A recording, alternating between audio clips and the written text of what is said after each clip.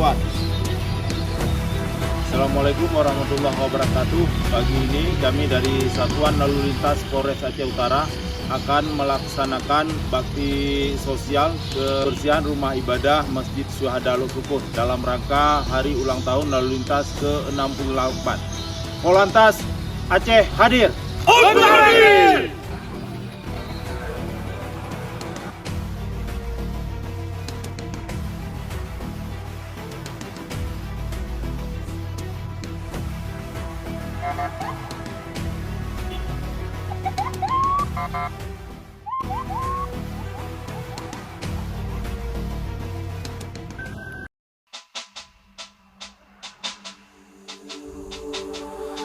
Di bawah langitmu bersujud, semua memuja asmamu dan bertasbih, semua makhlukmu tunduk berharap cinta dan kasihmu.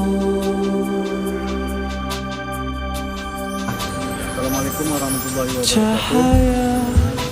Syukur alhamdulillah pada pagi hari ini khususnya kita Bapak Kasat lantas Rukun di Syuhada beserta anggota-anggota aksi Jumat bersih ya Pak. Keselamatan kepada kami. Ya, alhamdulillah ini kami ucapkan banyak terima kasih Pak Kasat.